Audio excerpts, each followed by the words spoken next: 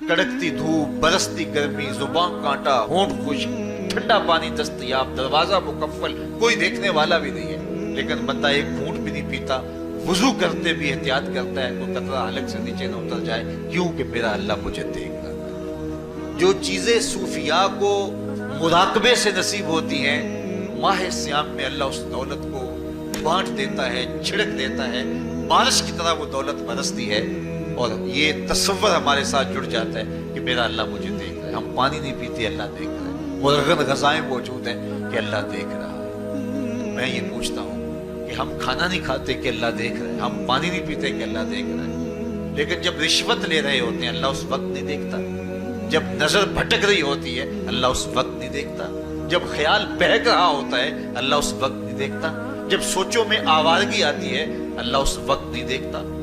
تو یہ صرف وہ کھانے اور پینے کو ہی دیکھ رہا ہے، باقی امور زندگی کو نہیں دیکھ رہا، اور وہ کیا صرف رمضان میں دیکھتا ہے، غیر رمضان میں نہیں دیکھتا۔ تو یہ جو نور اترا تھا ماہ سیام میں، اس کو اپنے اندر اگر جذب کر لیا جائے تو زندگی سنور جاتی ہے۔ جو مراقبوں سے حاصل ہوتا تھا ماہ سیام میں، وہ میںہ کی طرح برسا، اور ہم اس کے اپنے اندر سمولیں، جذب کر لیں، تو نتیجہ یہ ہوگا کہ ہماری زندگی نور نہ لانور ہو جائے گی۔ اور یہ تصور جب انسان کی زندگی میں جم جائے تو یہ گناہوں سے روکنے کا مؤثر ذریعہ ہے کہ میرا اللہ مجھے دیکھ رہا ہے۔ مجھے بتائیے اس سے بڑا ہیجان انگیز بھی کوئی منظر ہو سکتا ہے کہ حسن کی پتلی ہے، اور جو ہے وہ اس کی ایک ایک ادا اور اشوے سے قیامتیں پھوٹتی ہیں، اور وہ خود جناب یوسف کے سامنے اپنے حسن کو پیش کر رہی ہے، ساتوں دروازے بھی مکفل ہیں، بت کے اوپر بھی کپڑا ڈال لیا، اور زلیخا حضرت یوسف کو خود کہہ رہی ہے تالک یوسف اب تو آ جاؤ نا، ذرا آنکھ اٹھا کے میرے جلوے دیکھو۔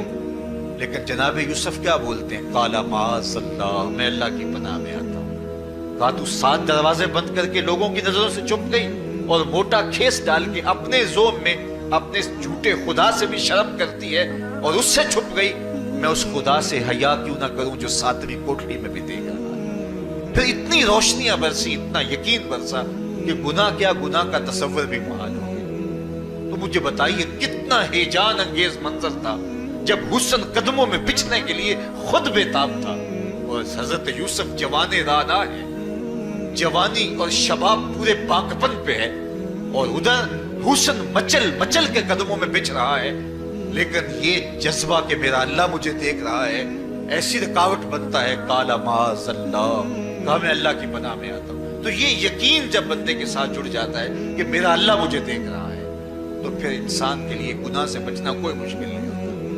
گھر میں فاقے ہوں، مشکل میں بندہ پھنسا ہو اور اس کو رشوت مل رہی ہو، تو پھر اپنا ہاتھ روکنا بڑا مشکل ہوتا ہے، بلکتے بچوں کا خیال آتا ہے۔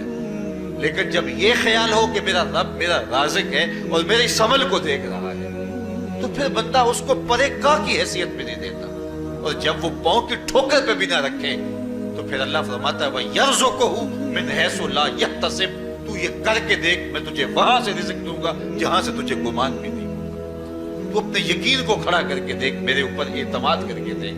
میرے حضور نے فرمایا اللہ پر توکل کرنے کا جو حق ہے اگر تم ادا کرو، وہ تمہیں ایسے رزق دے جیسے پرندوں کو عطا کرتا ہے۔ صبح گھر سے نکلتے ہیں خالی پیٹ ہوتے ہیں، ہمیں تو پتہ ہے دفتر میں جانا ہے، ہمیں تو پتہ ہے دکان پہ جانا ہے، ہمیں تو پتہ ہے فیکٹری میں جانا ہے، ہمیں تو پتہ ہے کہ ہم نے فلاں جگہ جا کے دہاڑی لگانی، لیکن ان کا کوئی کاروبار نہیں ہوتا، کوئی فیکٹری نہیں ہوتی۔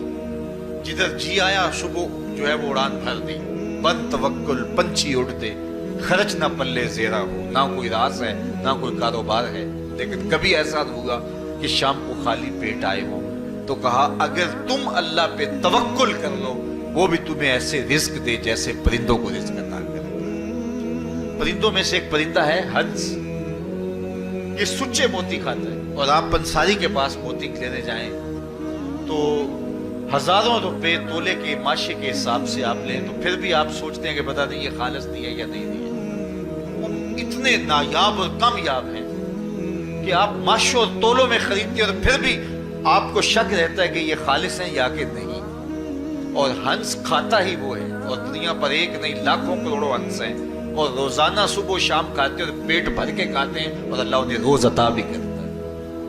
تو یہ मालिक वो है, राज़िक है। जब उस पे तवक्कुल और उस पे यकीन पैदा हो जाता है तो फिर मुश्किल नहीं रहता, फिर आसानी पैदा हो जाती है। तो रोज़ों में अल्लाह ताला ये यकीन देता है कि वो मुझे देख रहा है। बंदा ये तयक्कुन पैदा कर लेता है कि मेरा अल्लाह मुझे देख रहा है। बाज़ का छोटे बच्चे रोज़ा रख लेते हैं तो माएँ बेचैन हो जाती हैं। जब दोपहर के वक्त फूल जैसे बच्चे कमला जाते हैं तो माएँ उन्हें बंद कमरे में कोई खाना या कोई टॉफ़ी या कोई और चीज़ या चॉकलेट देती है कि बेटे ये खा लो।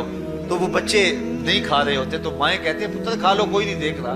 तो वो बच्चे भी कहते हैं अल्लाह देख रहा है। तो वो जो सूफिया को मुराकबों से मिलता है वो एक बच्चे को भी नसीब हो रहा है कि मेरा अल्लाह मुझे देगा। यहाँ एक और भी तसल्ली है, हम हजार गुनाहगार सही, हम हजार स्याहकार सही, लेकिन हमारा रब पे कितना यकीन है रमजान में पता चलता है कि उस जात पे हमारा कितना तयक्कुन है, कितना यकीन है, जिसको देखा नहीं, छुआ नहीं, बात नहीं हुई, जो तसव्वुर ख्याल की हुदूद से बना है।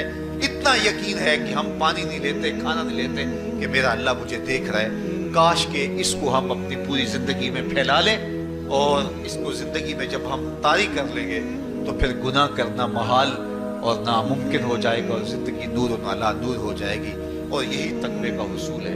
फरमाया ऐ ईमान वालो, तुम्हारे ऊपर रोजे फर्ज कर दिए गए जिस तरह तुमसे पहलों पे फर्ज किए गए थे, लअल्लकुम तत्तकून, ताकि तुम मुत्तकी बन जाओ, ताकि तुम परहेजगार बन जाओ। हजरत सलमान फारसी रज़ी अल्लाह ताला अन्हु से मरवी है कि जब शाबान की 29 तारीख होती तो अल्लाह के महबूब में खुतबा इरशाद फरमाती, उसमें रमजानुल मुबारक के फजाइल बयान करते और कहते हैं तुम्हारे पास एक शहर अजीम, इज्जत और अजमत वाला महीना आ रहा है जिसका हर दिन बाकी साल के दिनों से अफजल है, जिसकी हर रात बाकी साल की रातों से अफजल है, और उसमें एक रात ऐसी है लैलतुल कदर जो 1000 महीने से बेहतर। तो ये अल्लाह ताला की रहमतों का रूप है। रहमतों के दरवाजे खोल दिए जाते हैं और रोज़ादार का रोज़ा बिलखुसूस असर के वक्त, शाम के वक्त, पिछले पहर, रोज़ादार के खाली बेदे से जो एक बू उठती है, महक उठती है, अल्लाह को कस्तूरी से भी ज्यादा महबूब होती है। अल्लाह अकबर।